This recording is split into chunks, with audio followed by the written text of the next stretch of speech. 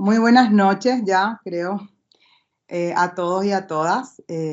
Sean bienvenidos en esta víspera de feriado al módulo Juez y Prensa, a un capítulo más del curso de inducción Diana Mereles, organizado por la Asociación de Jueces del Paraguay.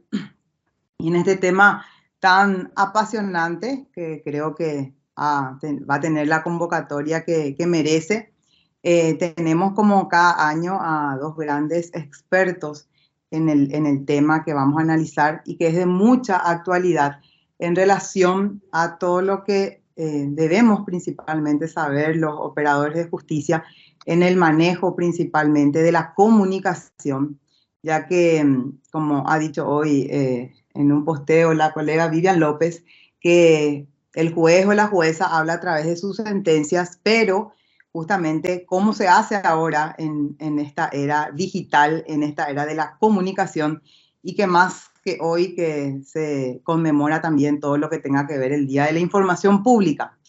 Así que creo que estamos más que, debemos estar más que empapados en estas nuevas tendencias y como cada año, un experto que nos acompaña.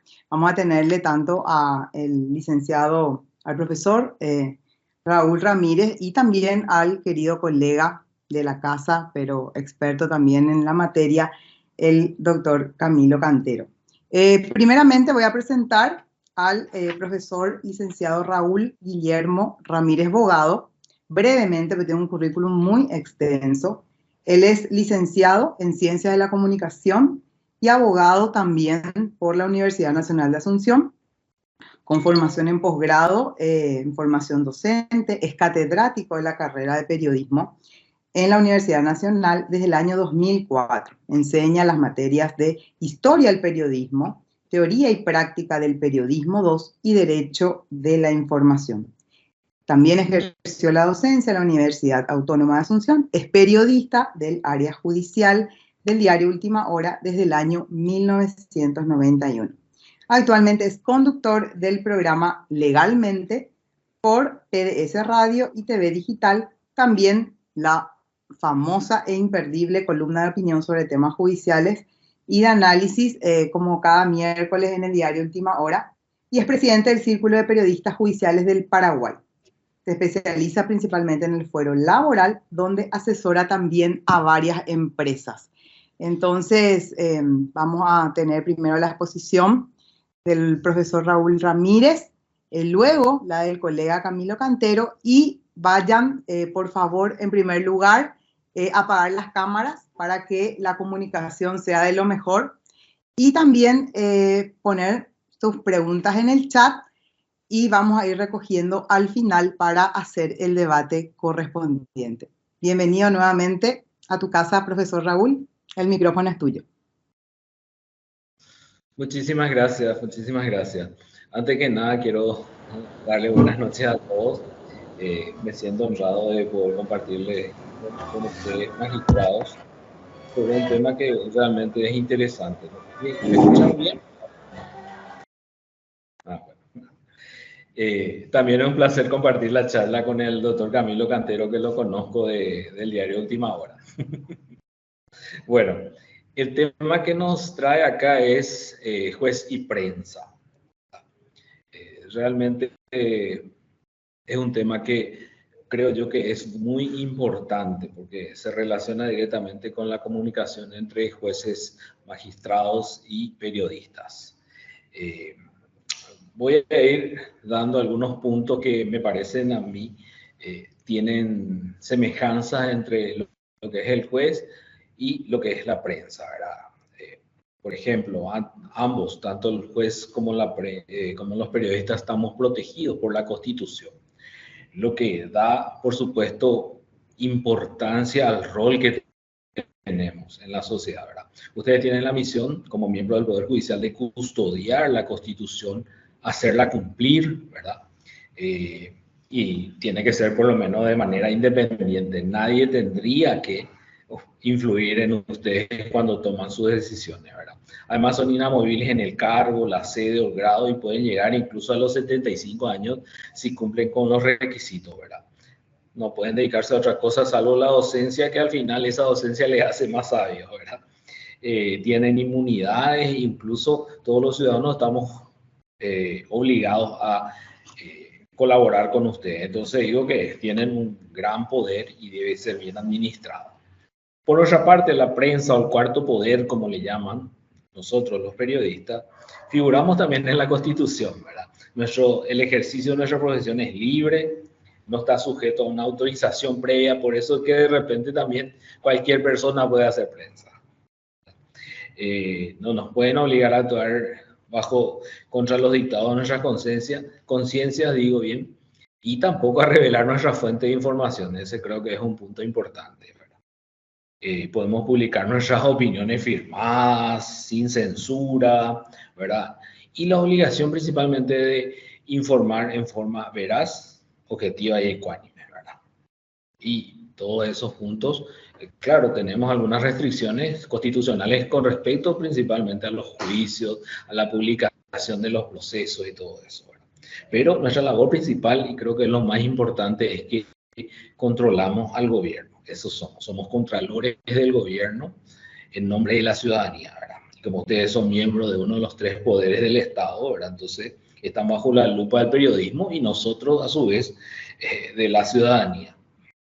Por eso creo que hay varias semejanzas con respecto a los jueces y a los periodistas. Por ejemplo, tenemos incluso códigos profesionales que nos obligan a ser como la esposa del César, ¿verdad?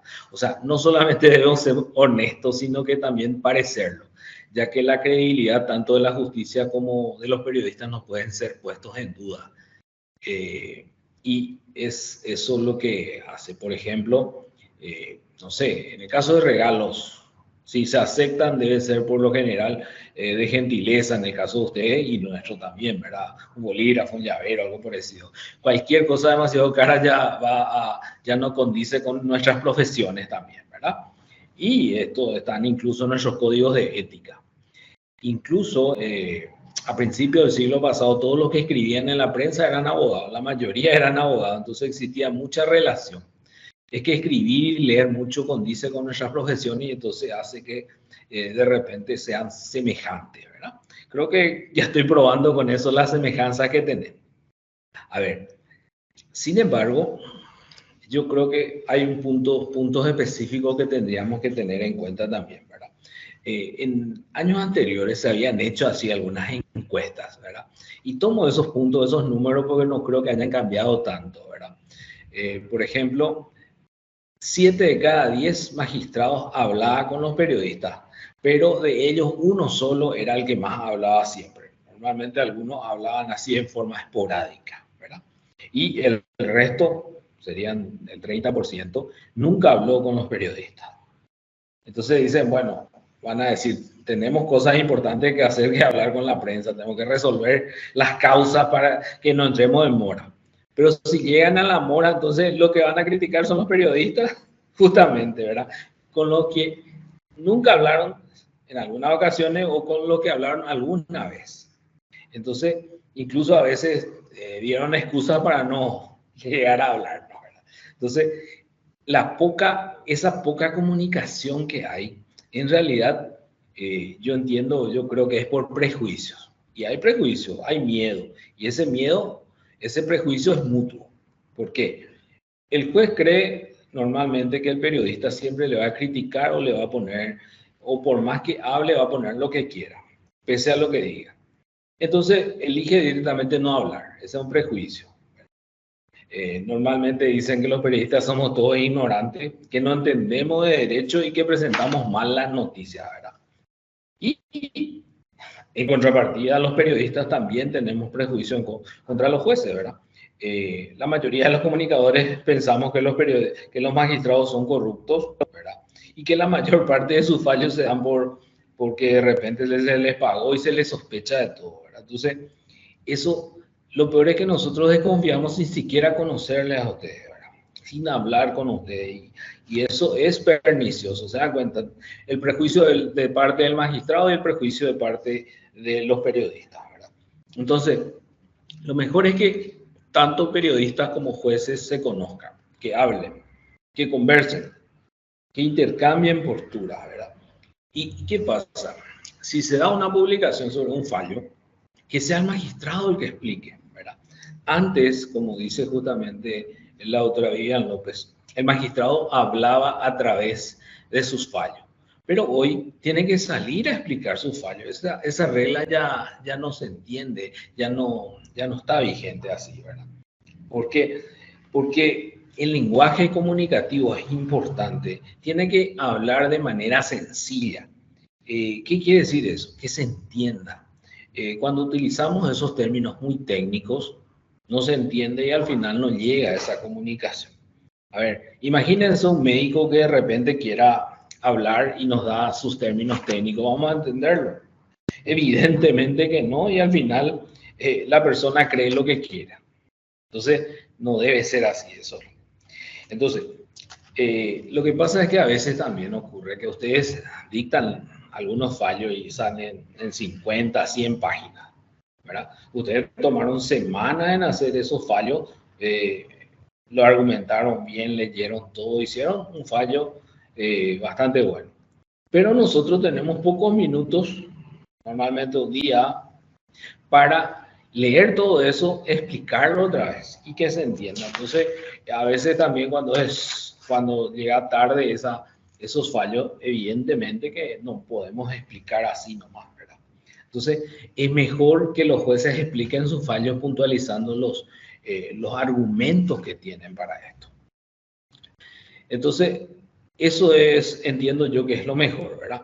Sería bueno que entonces que haya una comunicación sencilla, entendible entre todos. El lenguaje coloquial culto, nosotros le decimos en periodismo. Como la gente habla, pero en forma culta, por lo menos. No técnico, accesible para él. Los jueces penales, creo que hay varios acá, son los que están realmente bajo la lupa de la prensa. ¿Por qué? Porque manejan estos casos mediáticos, ¿verdad? Ellos son los que dan las primeras medidas, los procesados, por ejemplo, las audiencias preliminares, los juicios orales, todo eso está bajo la lupa y están llenos de periodistas ahí filmando. Entonces, los jueces penales, por ejemplo, por lo que dice el Código Procesal Penal de repente, ellos explican sus resoluciones de manera sencilla al terminar el juicio, ¿verdad? Entonces, eso hace que también se vaya entendiendo. Entonces, eso es un punto importante para mí, ¿verdad? A ver, ¿qué más? Otro punto que yo tengo que ver también es el tema de la confianza, ¿verdad? Según la encuesta que digo que había 5 de 100 encuestados, 5 nomás confiaban en los periodistas, 32 dijeron que no, 20 dijeron que a veces confiaba, y otros dependía del periodista, ¿verdad? Y bueno, algo parecido nos pasa a nosotros también cuando decimos si confiamos o no en los jueces, ¿verdad? Pero el sentimiento pues es mutuo, se dan cuenta, y esa comunicación pues es lo que hace que de repente no se pueda comunicar, o sea, no se pueda explicar bien la cuestión. Creo yo que son prejuicios también, ¿verdad? Muchos jueces, por ejemplo, muchos jueces creen, por ejemplo, que si sale una publicación en su contra, se hace una campaña de desprestigio en contra de ellos. Normalmente no es así. A veces puede ser que tengan razón, pero normalmente no es eso. A veces parece un complejo de persecución que otra cosa, ¿verdad? Pero para reconocer una campaña de desprestigio, por ejemplo, es fácil. La publicación es sistemática, todos los días. Y van atacando directamente a la persona, no tanto al fallo en sí, ¿verdad? Entonces, en ese caso yo recomiendo que hablen los jueces, que salgan y digan qué es lo que tienen que decir con respecto al fallo o a las críticas, ¿verdad? Y si no lo escuchan, entonces utilicen el derecho a réplica, por ejemplo, ¿verdad? Este derecho para mí hay que utilizarlo cuando la publicación aluda directamente al juez y haya errores sustanciales, ¿verdad? Hay que explicar las cosas y hacer notar eso, ¿verdad? El problema es que cuando hacen esa réplica hay que tratar también de no insultar, pese a que yo sé que están dolidos, ¿verdad? Pero salvo excepciones, la mayoría de las veces que ocurren esto son porque por desconocimiento de parte del periodista de esto y no creo que sea también por mala fe. Pero si se hace bien la réplica, hay que hacer puntual con respecto a los errores, ¿verdad? Normalmente algunos jueces lo hacen a través de la prensa institucional, pero eso no hace que se publique tanto, ¿verdad? Porque en realidad hay también el prejuicio de que la prensa institucional es parcial y es poco creíble. Ese es un prejuicio que tenemos también. Lo mejor es que se hable directamente con el medio o con los periodistas que difundieron la información, ¿verdad? Y hay que también saber recibir críticas, por lo menos si son constructivas, ¿verdad? Ustedes son personas públicas que están expuestas a eso, ¿verdad? Bueno, hay otros que dicen, ¿y si hacemos las aclaraciones a través de las redes sociales? Bueno, no está mal, se puede hacer, pero la cuestión es el alcance de las redes. Uno publica a través de sus redes sociales, pero un medio de comunicación tiene mucho más alcance. Entonces, lo mejor es que acudan directamente a los periodistas para hacer ese tipo de aclaraciones, ¿verdad? Por ejemplo, si salió una noticia en ABC, por ejemplo, y se aclara a través de las redes sociales, el medio va a seguir publicando esto. ¿Por qué? Porque con el mismo error inclusive, ¿verdad? Porque la versión no se dio en ese medio, ¿no? La versión se dio en redes sociales, entonces no se da por aludido y sigue publicando la cuestión. Por eso es mejor siempre que se haga a través de las publicaciones. Aparte, si ustedes hacen las aclaraciones a través de las redes sociales, esto abre la puerta para que todos accedan a ello y dejen sus opiniones, ¿verdad? Están algunos a favor, pero también el magistrado tiene varios en contra, porque siempre que ustedes editan en fallo, una de las partes por lo menos va a estar inconforme. Entonces, se puede tergiversar, se puede dar, ¿cómo se llama? Dar pie a insultos inclusive, ¿verdad? Entonces, un punto importante es de repente también el tema de la confianza. Otro punto también que se da bastante, el tema de los juicios paralelos. O sea, ¿cuáles son estos? Que nosotros en la prensa publicamos un juicio y ya hacemos, no solamente antes de que llegue el juicio, nosotros ya tenemos una condena previa. Yo creo que está mal, ¿verdad? Pero se hace, se hace. Entonces, siempre se dan los medios de prensa, pero también ahora creo que se dan también a través de los grupos de presión que hay, ¿verdad? No sé, los anticorrupción, los indignados, los preocupados, lo que sea, pero también se da y ellos también tienen a veces este tipo de juicio paralelo, las críticas, y normalmente tienen un interés diferente también, ¿verdad? Otros intereses también. Es que varios de estos que estaban gritando frente al Poder Judicial ya están en el Congreso, por ejemplo. Entonces, por eso digo que no solamente es eso, ¿verdad? Creo que estos juicios paralelos se dan en la prensa, por cierto, pero ahora creo que la mayor presión de las redes sociales respecto a los casos es el punto que más llama la atención de los medios de comunicación, ¿verdad? A ver, la cuestión es que el juez sea consciente que es una persona pública que está expuesta al control y a la opinión ciudadana. Entonces, debe entender que no es cualquier persona que pueda ir a cualquier lado y hacer lo que quiera, ¿verdad? Una afirmación que aparezca en redes sociales, que esté gritando algo malo, cruza una luz roja, no respete algo, se hace viral y eso hace que de repente le perjudique. Entonces, hay que cuidar todos estos puntos, ¿verdad? Las personas también, con respecto a las redes sociales, un punto importante también cuando ustedes tienen redes sociales, ¿verdad? De repente se da, yo vi casos ahora, por ejemplo, que un juez es amigo de un abogado en redes sociales y por ese motivo lo recusaron y al final lo sacaron, ¿verdad? O de repente las críticas que hacen los jueces a través de las redes sociales. Entonces, un punto que yo creo que tienen que cuidar, porque de repente sale algo y queremos saber de alguien, nosotros recurrimos a las redes sociales y ese famoso dicho que, a ver, el tema de ver los antecedentes y de repente sale algún tipo de opinión y eso sale a la luz y al final es peor, ¿verdad? Entonces, siempre hay que cuidar esos puntos. Recomiendo que usen las redes sociales, pero que tengan cuidado en esos puntos más, ¿verdad? No pueden publicar cualquier cosa, tienen que revisar bien lo que publican. Y porque, como digo, esto después puede llegar a la prensa. Entonces, cuídense de esos puntos, ¿verdad? Si van a dar su opinión, hay que leer antes de publicar, ¿verdad? Y si están bajo los efectos de alguna bebida o medicamento, definitivamente no publiquen, por favor, ¿verdad? Y menos todavía fotos.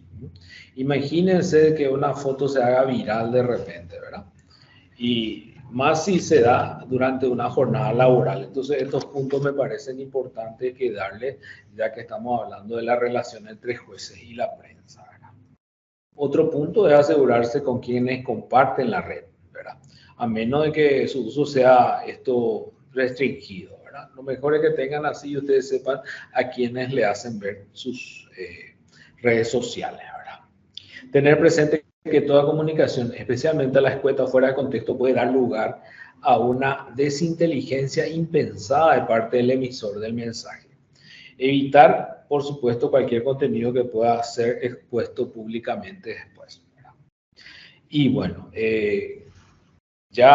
volviendo al principio, me parece que la comunicación entre jueces y periodistas es esencial. Es bueno que ustedes compartan y expliquen los hechos, porque ¿qué pasa? Hoy sale ustedes no hablan con los periodistas, sale una publicación, salió mal y ustedes después llaman a una conferencia de prensa para aclarar, pero el periodista dice, no, yo ayer quería hablar contigo, no hoy. Entonces se dan cuenta, no tiene el mismo impacto. Normalmente el primero es lo que hace que sea tendencia. Entonces es mejor antes de publicar que se aclare, que se explique la cuestión. Eso me parece a mí importante, ¿verdad? Yo hago una conclusión, ¿verdad? De todos los puntos que estuve dando. Por ejemplo, que debe haber una comunicación entre periodistas y magistrados, no debe haber prejuicios ni miedo de ninguna de las partes. La comunicación debe ser clara, sencilla, entendible para todos. Los fallos para mí deben ser explicados de manera que una persona que no es abogada lo entienda.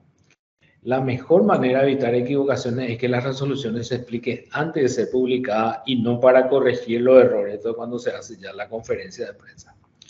Si se da una campaña de desprestigio contra un juez, lo mejor es utilizar el derecho a la réplica.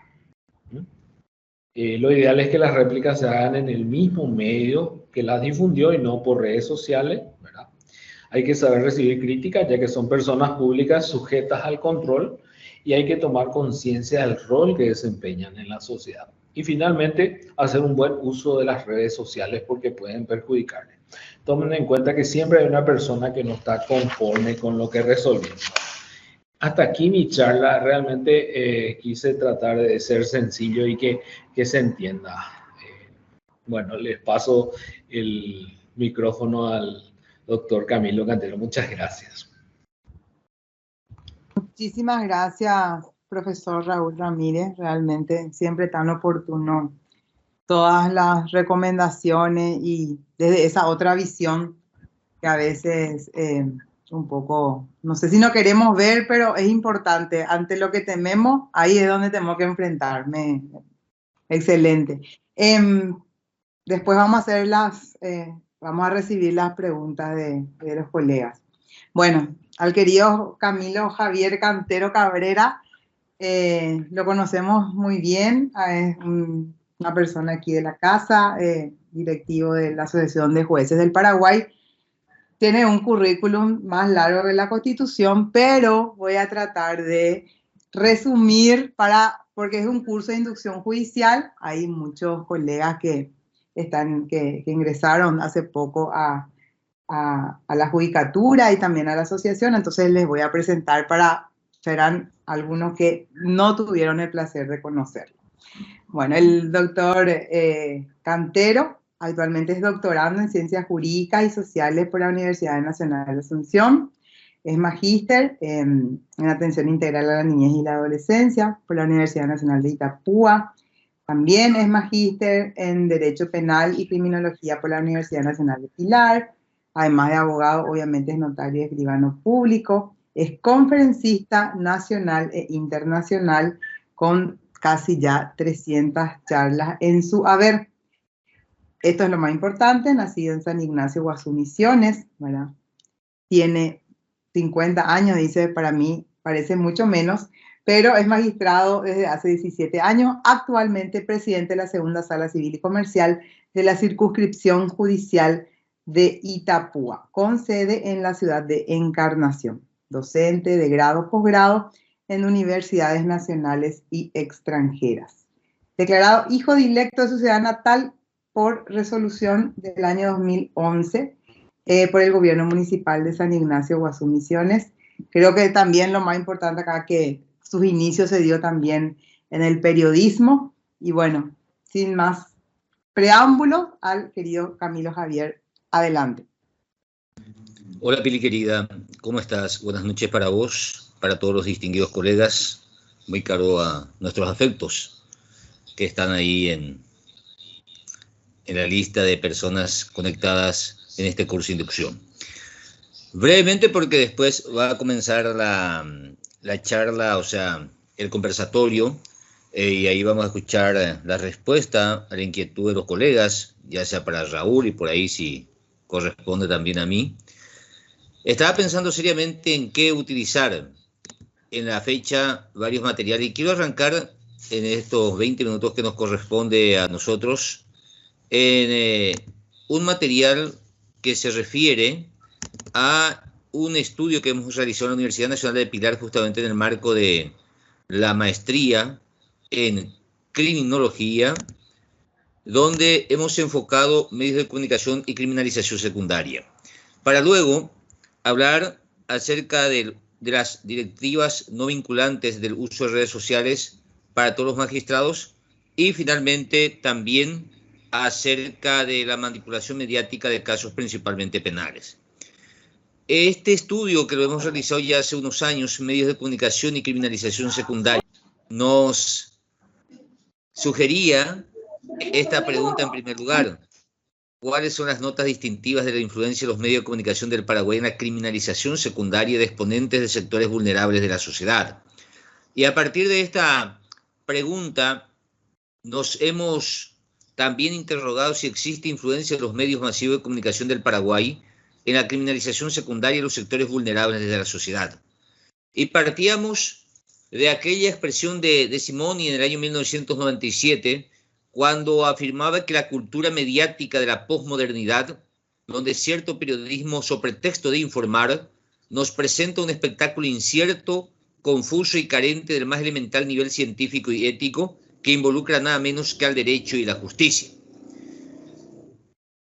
Muchos casos judiciales finalmente son referidos en largos e interminables debates, principalmente en algunos países extranjeros, como el que se ubica acá a unos kilómetros donde estoy ubicado en este momento, cruzando el puente sobre el río Paraná, es decir, en Argentina, como aquel caso en que se gastaron minutos de aire y tanto tiempo justamente en el hecho punible que costó la vida de un hijo de un compatriota.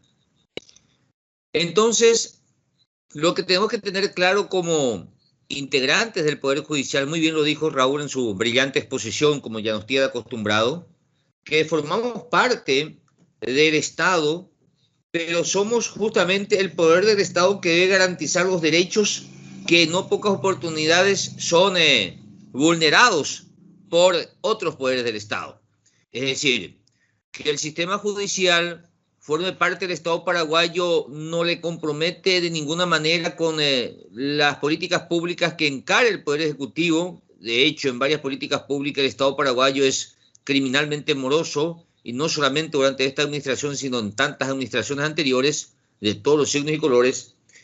Y entonces debemos tener en claro que la comunicación es un acto político. Y es un acto político que responde a intereses y responde a intereses económicos, de medios, de grupos y principalmente de poderes fácticos.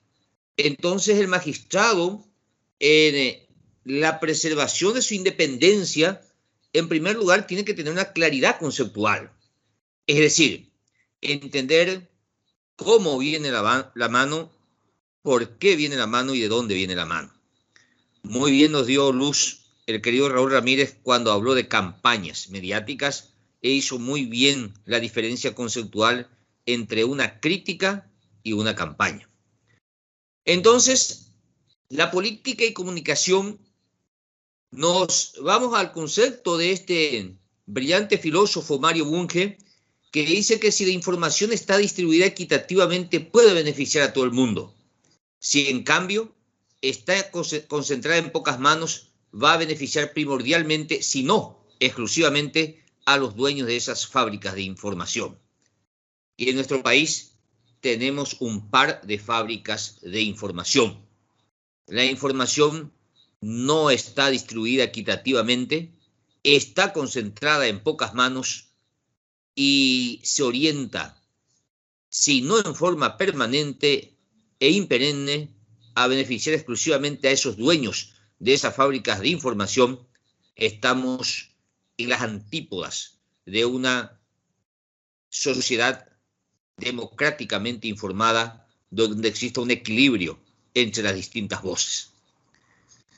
El propio Sindicato de Periodistas del Paraguay, cuando Pedro Benítez Aldana era secretario general, hizo un estudio acerca de la concentración de medios en pocas manos y que responde a poderosos intereses principalmente económicos, ni siquiera políticos partidarios, como también confusamente algunos indican.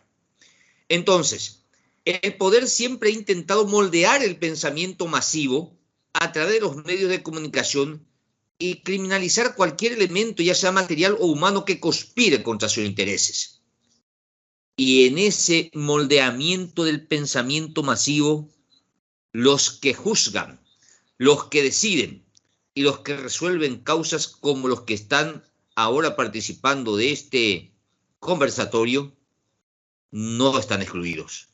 Al contrario, están incluidos y en no pocas oportunidades son destinatarios de ese intento de moldeamiento de ese pensamiento masivo. Entonces se presentan este tipo de estadísticas, donde hechos que debieran ser prevenidos a través de políticas públicas de seguridad se quieren endilgar, y vuelvo a repetir, parece ser que voy a repetir y voy a dar permanente referencia a la excelente exposición de Raúl Ramírez. Se quiere endilgar toda la responsabilidad de estos números a los jueces del fuero penal de la República del Paraguay. Entonces, si uno está en la magistratura penal, debe tener claramente el concepto acerca de su función dentro de la sociedad, y es ahí que debemos plantearnos seriamente, los que formamos parte de la casa, hasta qué punto estamos fracasando o siendo exitosos en nuestra política comunicacional. Todavía existen vastos sectores de la población asusados por uno o varios medios o uno o varios comunicadores o periodistas de que la mejor solución sigue siendo llenar nuestras cárceles de presos, cuando en realidad la prisión es la última ratio y la regla es la libertad. Es más, otra realidad que sabemos, que en nuestra cárcel el pobre compatriota que va a parar con sus huesos, y el no pobre también, el delincuente, el culpable o el inocente, tiene dos opciones: ser bautizado en el PCC o formar parte del clan Rotela. Pero eso forma parte de otro diplomado que quizás podemos analizar más fuertemente acerca del fracaso de la política penitenciaria en nuestro país, que no es solamente de hoy, sino que viene desde hace varios años. Entonces, el poder punitivo y la criminalización. La criminalización primaria, consistente en hacer leyes penales, su aplicación en general se refiere a conductas o actos, y la secundaria es la acción punitiva ejercida sobre personas concretas y tiene lugar cuando las agencias policiales detectan a una persona o unas personas a la que se atribuye la realización de cierto acto criminalizado primariamente. Y es ahí donde tenemos que recordar que desde el preámbulo se asegura la libertad, la igualdad y la justicia, reafirmando los principios de la democracia republicana, representativa, participativa y pluralista, y todo esto que largamente hemos repetido desde los primeros años en grado de las ciencias jurídicas. Los artículos de la Constitución Nacional y vamos al artículo 29 del Código de la Niñez. He visto que están un par de colegas, distinguidos jueces y distinguidas juezas de este fuero. Este artículo, hace 2 semanas hemos terminado y hemos presentado durante la última nuestro trabajo de investigación con los alumnos del tercer año de la carrera de Ciencias Jurídicas de la Universidad Autónoma de Encarnación, aquí en Encarnación, donde hemos demostrado que este artículo es permanentemente violado, ya sea por medios de comunicación radial, escrito, televisivo y principalmente por las páginas o la fanpage de las redes sociales y específicamente de Facebook.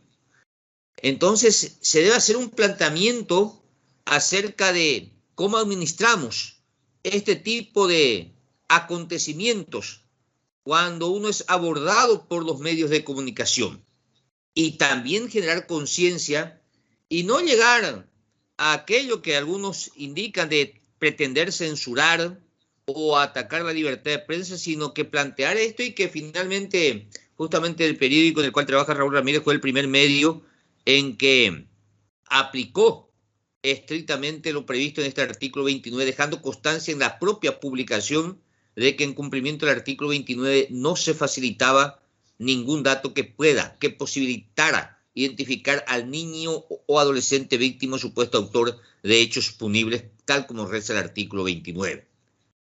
Y finalmente a esta parte tenemos que significar que en estos 30 años de vigencia de la Constitución Nacional hubo una serie de acontecimientos donde el factor comunicacional fue preponderante para que la sociedad paraguaya esté enterada, pero paralelamente también había un magistrado que tenía que saber administrar ese preciso instante de qué comunicar, cómo expresarse y qué decir frente a los medios de comunicación.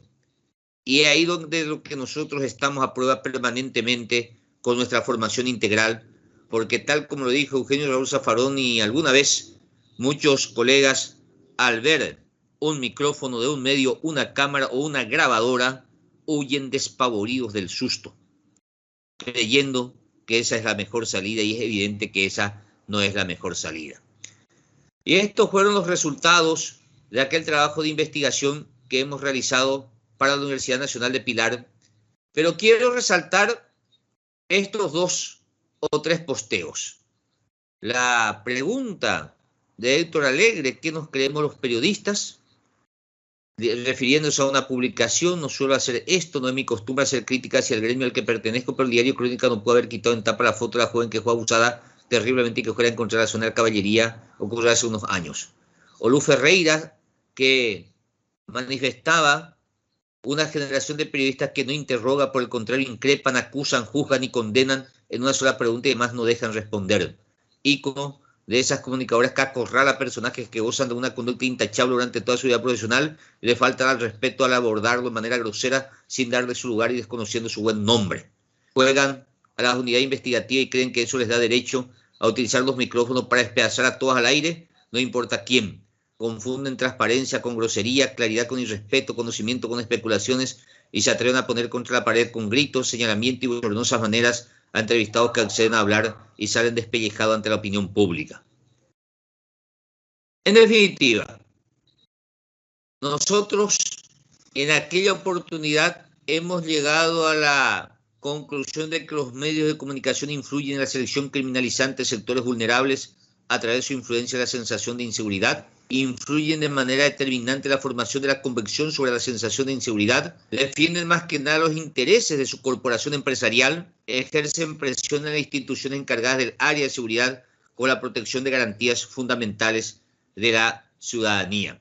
Y hacíamos también las recomendaciones. Pero quiero terminar mi participación dando 2 referencias a lo que en forma brillante señaló el querido Raúl Ramírez. Uno, el tema de las redes sociales. Y eso quiero sugerir a los distinguidos colegas leer estas directrices no vinculantes sobre el uso de las redes sociales por los jueces que realizó la Red Mundial de Integridad Judicial. Es sumamente interesante y es esclarecedor y son sugerencias acerca de cómo manejarnos los magistrados a través de las redes sociales. Y el último punto, justamente también leer este artículo científico de Juan Carlos Montalvo Abigol, Los juicios paralelos en el proceso penal, anomalía democrática o un mal necesario.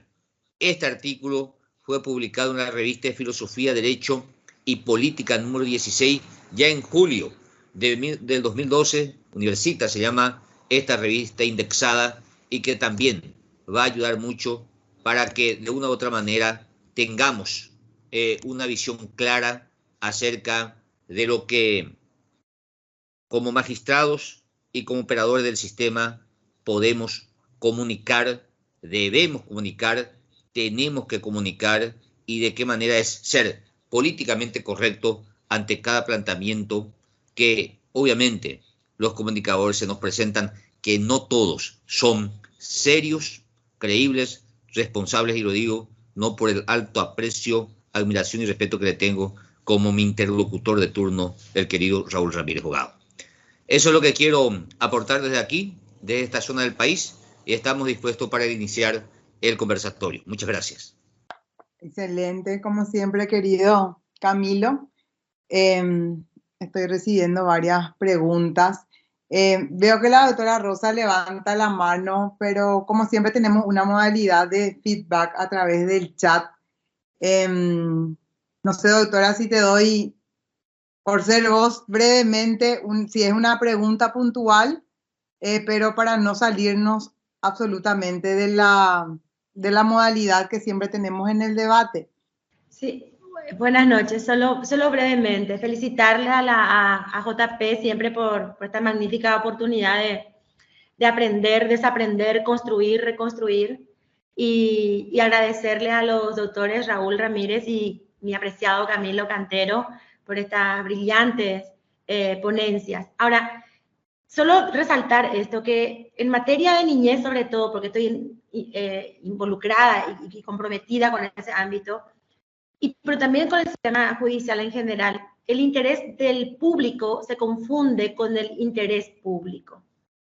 Y ese título amarillista que recién destacaste, Camilo, es el que vende, ¿no? Y también compromete mucho a la imagen de la justicia. Y es puntual sobre lo que manifestaste, doctor Camilo.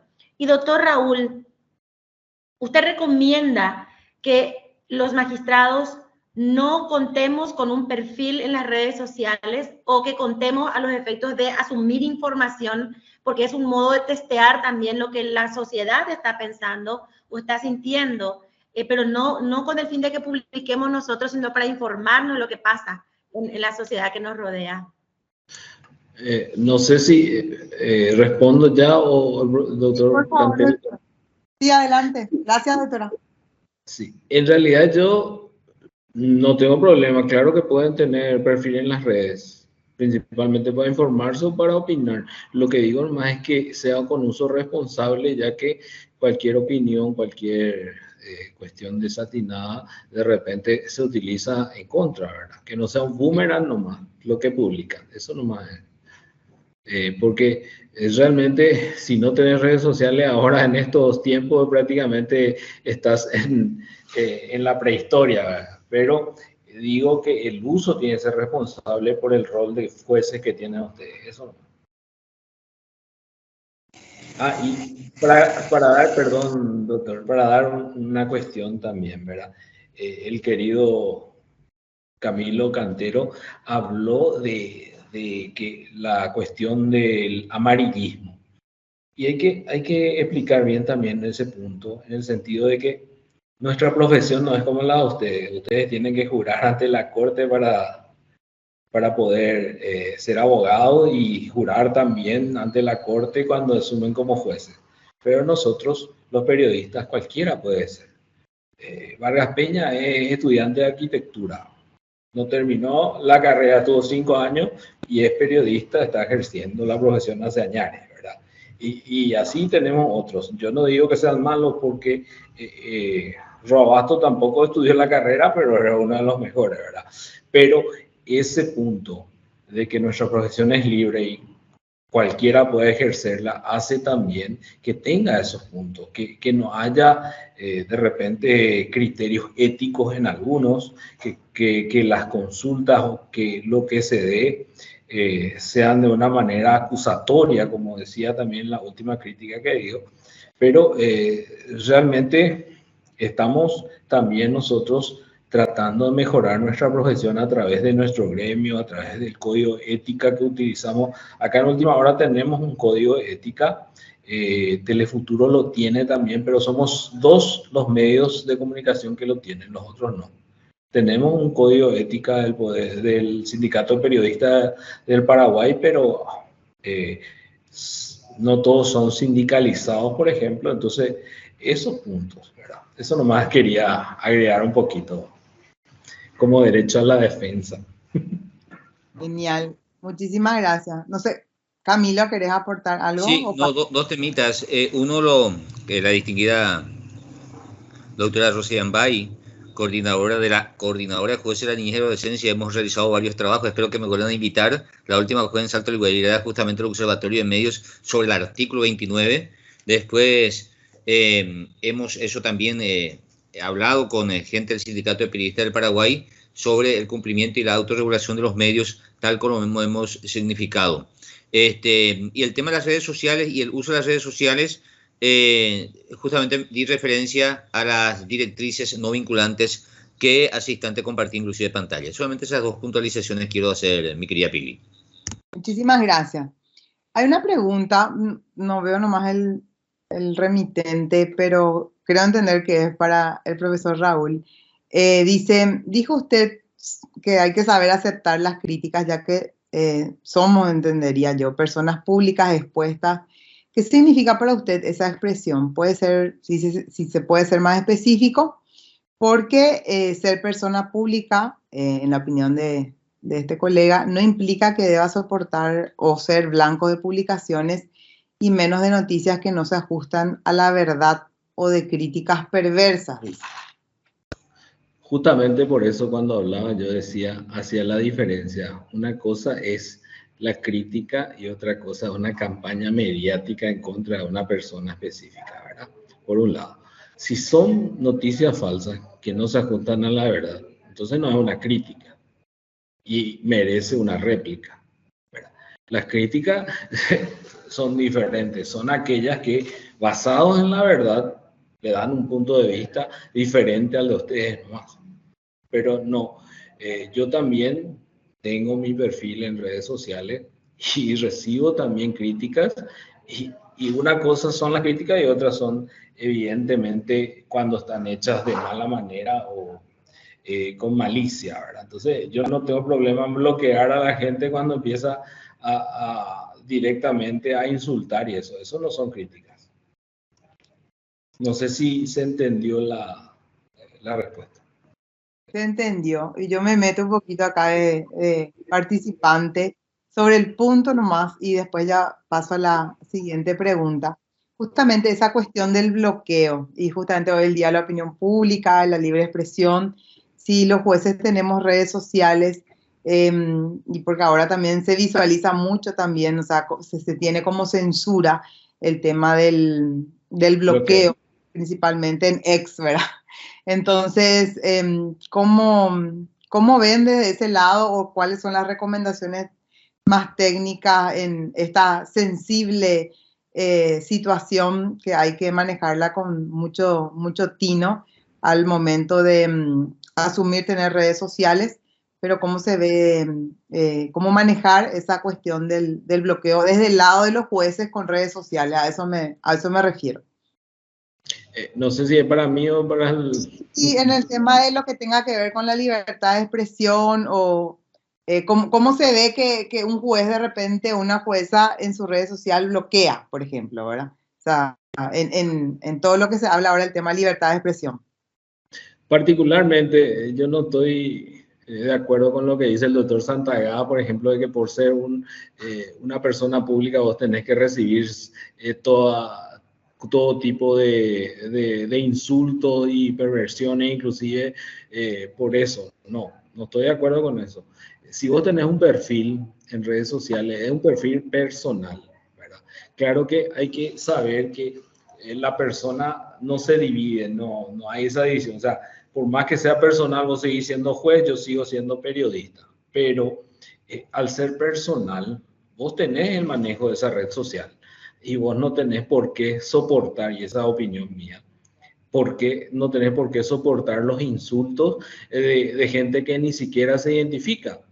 Una cosa es una cuenta que está bien identificada, que se sepa quién es, y otra es que ponga cualquier cosa y de ahí insulte.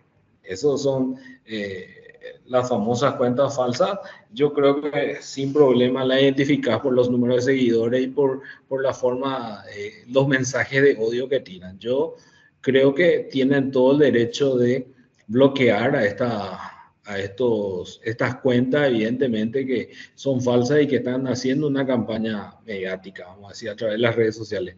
Esa es mi opinión. El doctor Santagada cree que no se puede bloquear porque sos un funcionario público, porque sos una persona pública. ¿Y dónde está tu libertad? Porque una cosa es la libertad de expresión y otra cosa ya es el odio. También está restringida esa libertad de expresión cuando son mensajes de odio. Esa es mi opinión. Excelente. Gracias.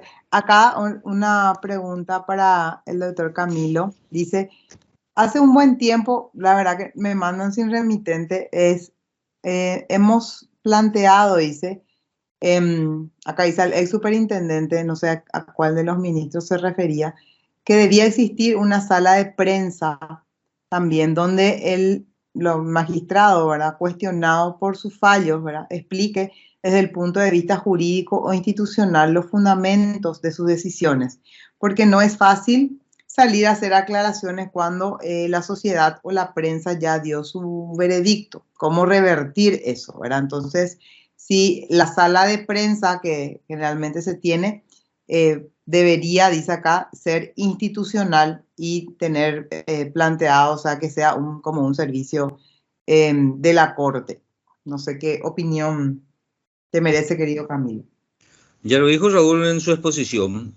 La verdad que el valor de la credibilidad a través de la defensa institucional de un fallo, tengo que plantearnos seriamente. Yo no descarto con una buena alternativa lo propuesto por la distinguida colega. Pero nosotros los jueces, como hombres públicos que somos, y la anterior pregunta también referido a las redes sociales y a la libertad que tenemos de bloquear o no, yo soy un bloqueador pertinente de perfiles falsos. Y en nuestro país es evidente que se inventan tendencias en Twitter a través de perfiles falsos. Y entonces una mínima noción de seriedad, de responsabilidad dentro de nuestra excelsa tarea, nadie nos puede censurar a los jueces a bloquear no solo perfiles falsos, sino también perfiles molestosos. ¿Qué ocurriría si vos sos juez de la niñez y una madre te plantea su caso en tu perfil de red social? Y vos sos magistrado. Le vas a responder siguiéndole el juego para identificar los datos en violación del artículo 29. Y doy solo un ejemplo. Entonces, existen, si uno tiene cuestionamientos hacia la tarea del juez, si tiene otro tipo de objetivo. Entonces, creería yo, y soy testigo porque la mayoría de mis contactos son colegas justamente, la mayoría de los colegas utilizan las redes sociales para su perfil académico más que nada, para reproducir conferencias a las que asisten, reproducir algunos acontecimientos de interés y cada vez menos acontecimientos de orden privado de la vida del magistrado, por una cuestión mínima también de seguridad después del caso del fiscal Pecci. En definitiva, quería referirme de esa manera a los dos puntos planteados. El tema de las redes sociales, reitero mi sugerencia de seguir las normas no vinculantes que hemos compartido, tener sumo cuidado en su uso y al mismo tiempo también el tema de la comunicación institucional en la defensa o en la exposición, en la clarificación conceptual acerca de una decisión o un fallo de un magistrado, con el peligro que ello significa una defensa corporativa hacia cierto magistrado cuestionado o a magistrada cuestionada en su momento. Es interesante evaluar el alcance y principalmente la implicancia en materia de imagen hacia la sociedad que proyecta el Poder Judicial y ese magistrado principalmente. Excelente. ¿Hay otra pregunta? ¿Me permitís? Sí, cómo no, profe, adelante. Sí. Perdón. Sí, no. Para darte unos números nomás. ABC y Última Hora tienen 1.300.000 seguidores y un poquito más en Twitter nomás. Más o menos parecido tiene en el Instagram. Entonces, no sé cuánto, pero no tiene estos números del Poder Judicial y no tiene ese alcance. Entonces, si querés que todos vean o todos escuchen a dónde llegó, vamos a decir, la publicación, lo mejor es hacer a través de medios de comunicación, por un lado. Y por otro lado, si van a hacer solamente explicaciones jurídicas, ¿verdad?, el público al que va a llegar no va a ser tanto. Vos necesitas que llegue a la mayoría de la gente que es la que cuestiona realmente, ¿verdad? Pero cuestiona ¿por qué? Porque muchas veces no entiende. Entonces, yo digo que tendrías que hacer que se entienda por qué viste ese fallo. ¿Cuáles fueron tus argumentos específicos? Eso nomás mi aporte, doctora. Y sobre el punto, si me permitís, Raúl, el problema se plantea cuando ese medio ve afectados sus intereses. Por ejemplo, una última condena a una directora de uno de los medios de comunicación se tomó como un atentado contra la libertad de prensa.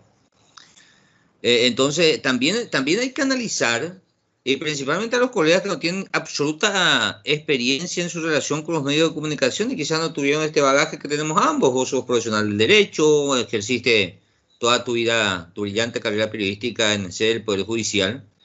Entonces, y tengo hasta me acuerdo la preocupación de algunos colegas sobre ese tema en particular. Por eso, la cuestión, dentro de la complejidad que se plantea, yo considero que se debe analizar lo prudente o lo imprudente de lo que pueda afirmar ese magistrado en ese momento determinado. Por la casuística que plantea. Y ahí otra vez me encantó mucho tu diferenciación acerca de una crítica de una campaña. Y quizás para el próximo diplomado también me ocurrió lo mismo que a vos, Raúl. Me hubiese gustado ir documentando e ir diferenciando y compartir contigo principalmente lo que podría ser una crítica y lo que podría ser una campaña. Un ex candidato a ministro de la Corte, hoy ya jubilado, brillante magistrado, denunció que se creó un fanpage para cuestionarle. Y me refiero a, bueno, después, ahora está fuera del sistema judicial. Entonces, todos esos elementos y todos esos aportes son importantes para ir analizando y principalmente para ir potenciando y devolviéndole a este poder del Estado la fortaleza que se necesita en un sistema republicano. Porque al fin de cuentas, este es el poder del Estado que dirime todos los conflictos ocurridos dentro del seno social, incluido lo que ocurre en los demás poderes del Estado. Y se necesita de un sistema judicial, de un poder judicial fuerte, predecible, seguro, transparente, y muy poco favor a veces se hace con campañas que responden a intereses de poderes fácticos y no precisamente a la estructura del sistema republicano. Súper, muchísimas gracias. Otra pregunta, yo creo que para hacer también un refuerzo en relación a las recomendaciones que nos dieron ambos.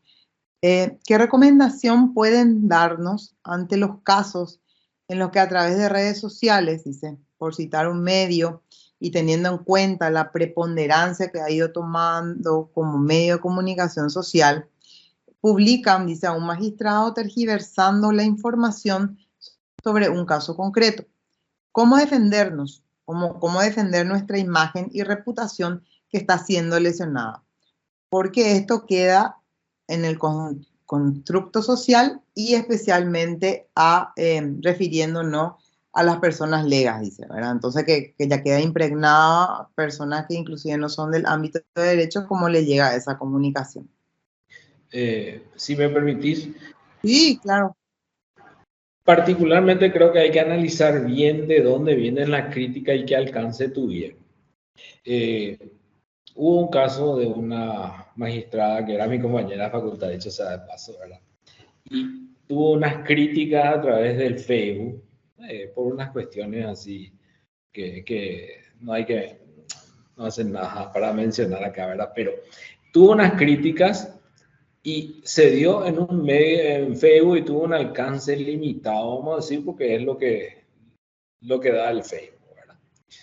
Pero me dice ella, ¿y si salgo y aclaro? Dice, pero si ella sale y aclara, y si lo hace a través de un medio de comunicación, ese alcance que es regional, vamos a decir, ese alcance que es zonal, se va a hacer nacional. O sea, va a tener mucha más repercusión y ahí va a agrandar el problema. Ahora, por eso digo, siempre hay que analizar bien si es prudente o no responder, porque a veces se da porque evidentemente está dolido por algún fallo que dieron. Normalmente a veces abogado, a veces alguna de las partes en un juicio, ¿verdad?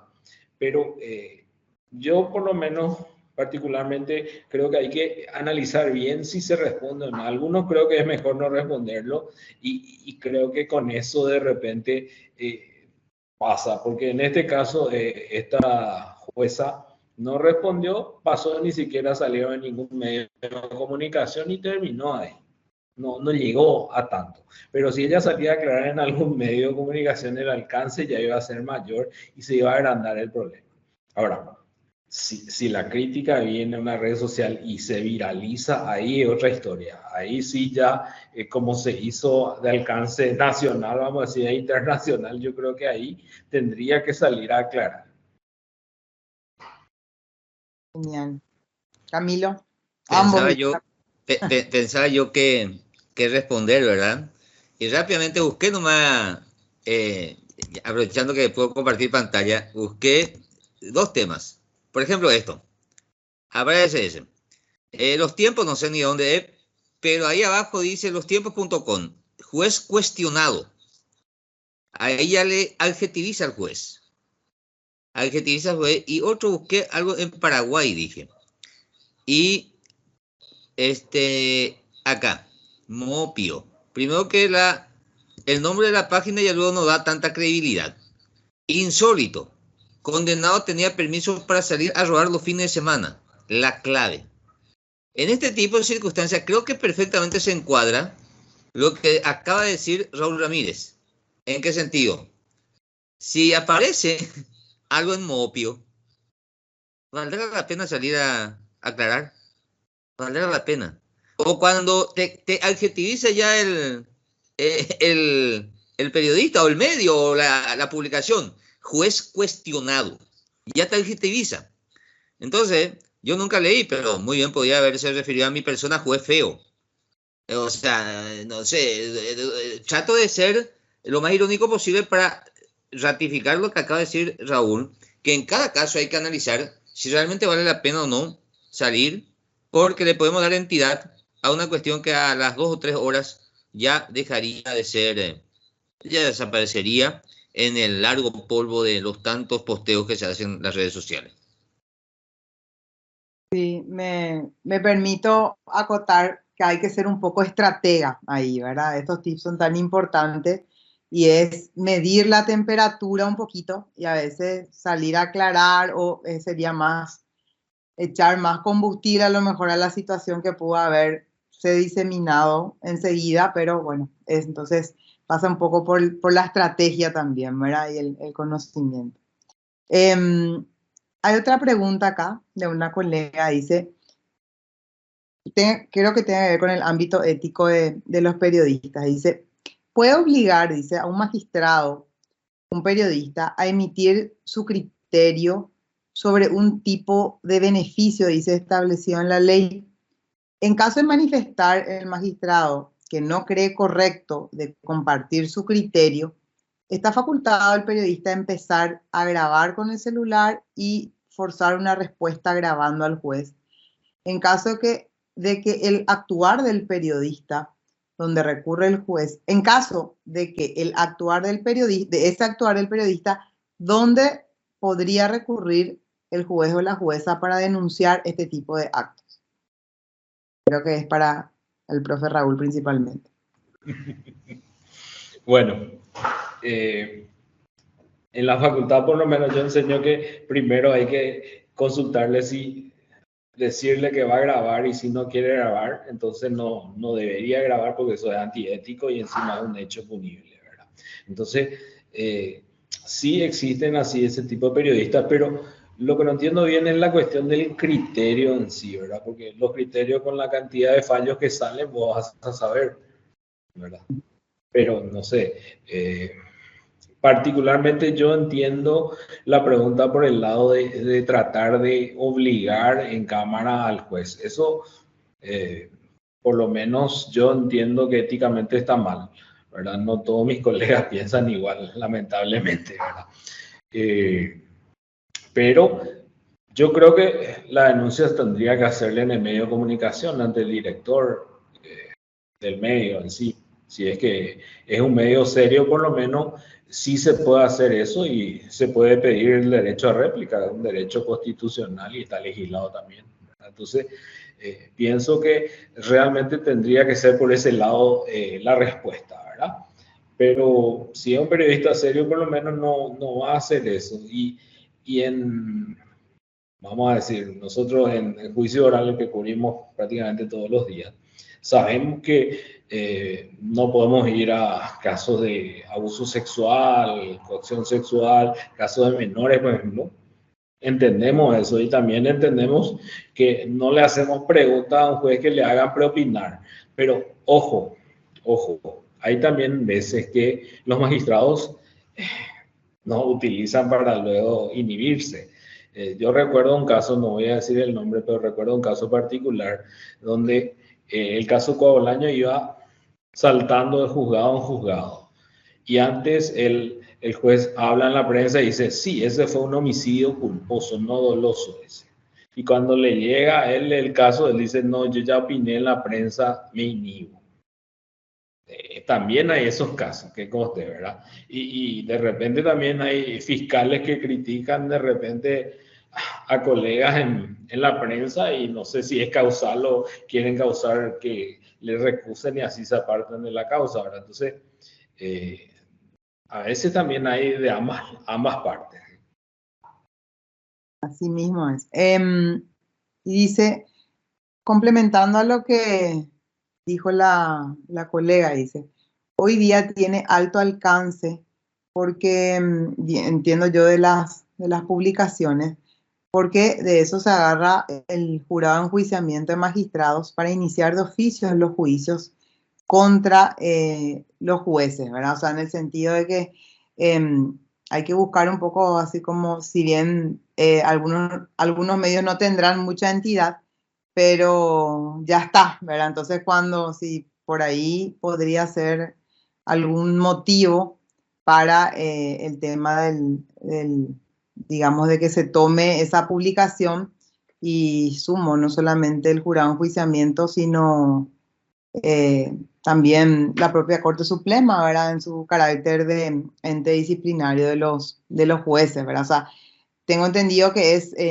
que tenga que ver también con la forma en que se transmita la noticia o alguna cuestión judicial, desde los titulares o la forma de titular las noticias periodísticas del ámbito judicial. Si es que llegó a la corte o al jurado, quiere decir que hay que contestar, porque ese medio es un medio grande y tuvo alcance. Si no llega, o sea, la cuestión es para eso del análisis, digo, si va a llegar a la corte y al jurado, quiere decir que se viralizó. No cualquier cosa llega. Y no solamente se viralizó por viralizar, Raúl, sino que probablemente los hechos denunciados tienen ciertas premisas de credibilidad. El último caso que de oficio, yo sigo eso, que de oficio el jurado inició la investigación preliminar, había indicios muy fuertes, que lamentablemente afecta a una colega o un colega, ¿verdad? Pero no se inició esa investigación preliminar por una publicación infundada o irresponsable, sino que monitoreamos desde la Asociación de Jueces del Paraguay y realmente había visos donde el colega o la colega tenía que mínimamente dar explicaciones acerca de lo que resolvió. Eso es lo que yo quería complementar, que no todos los casos son informaciones distorsionadas, no todos los casos son informaciones irresponsables y no todos los casos distraídamente se abren apertura. Por eso la responsabilidad nuestra es fundamental. Y aprovecho esto para indicar un caso de un colega que ocurrió en la zona norte del país cuando a través de un amparo que se quiso evitar la extradición de Pavão a Brasil.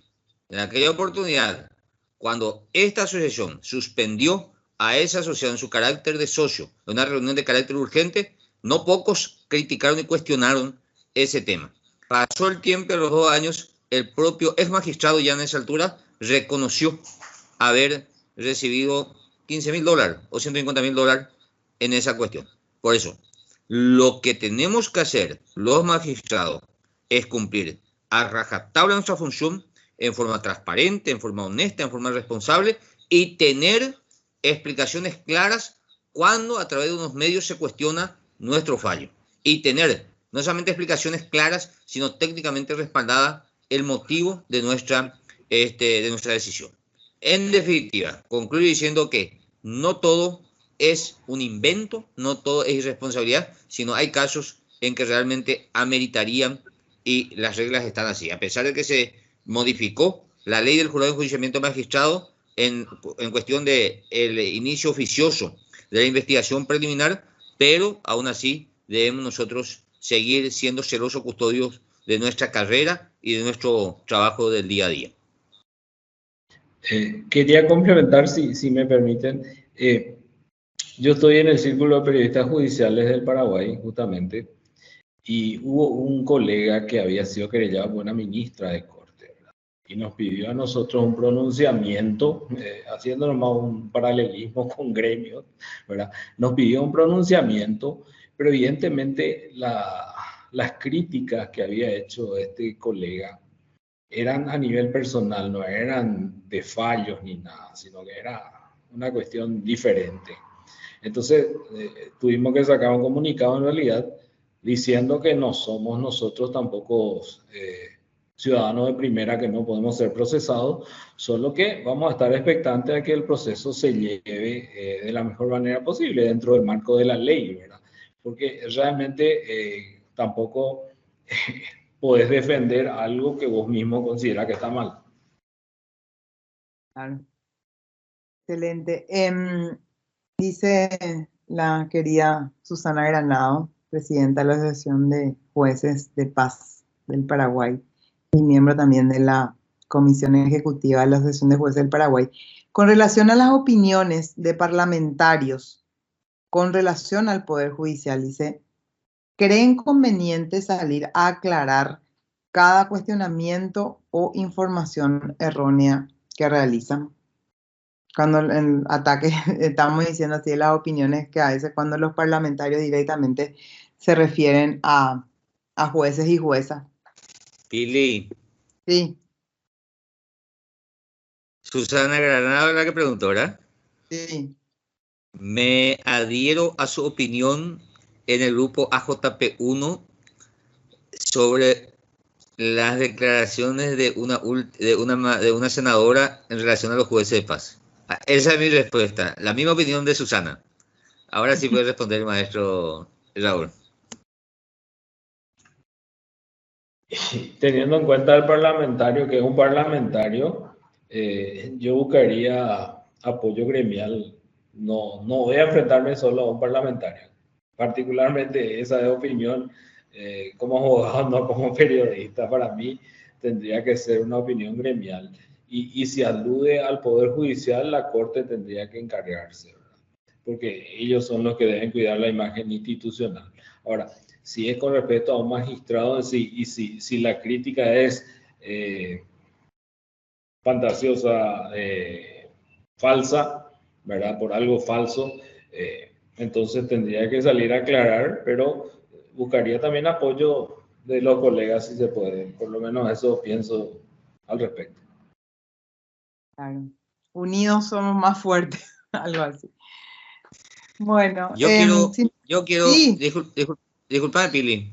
No, por favor. No, quiero compartir una pantalla acerca del tema que me refería hace rato, porque tengo que ser serios.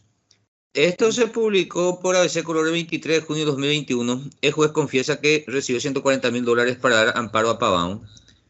Y en este caso me acuerdo que cuando hubo el amparo, se hizo el amparo, nosotros nos reunimos de urgencia y le suspendimos a este colega en su carácter de socio de la Asociación de Jueces del Paraguay.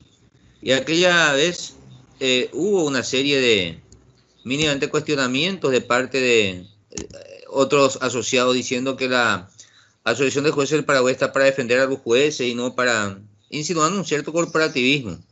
Y el tiempo, que es sabio, le dio la razón a los miembros del comité ejecutivo en la decisión adoptada en aquella oportunidad.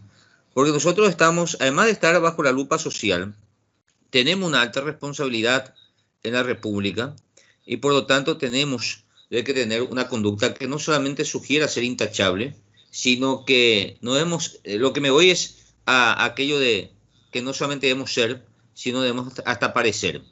Que aquellas críticas maliciosas que indiquen, que sugieran atisbos de deshonestidad, sea desmentida por nuestra conducta intachable en el seno social en el cual nos desempeñamos, y principalmente el gran valor, y eso nos une también a algunos periodistas, o sea, al periodismo, que es el valor de la credibilidad. Nosotros tenemos la obligación de ser creíbles, y a esa credibilidad, si le sumamos una versada formación técnica que nos oriente y nos ayude a que demos explicación razonada, justificada y fundada que pueda desacreditar cualquier campaña mediática, lo cual no pocas veces es muy difícil, sería lo ideal. Así que eso quería manifestar quizás como conclusión y como corolario de mi participación en este rico diálogo con el maestro Raúl Ramírez Jugado.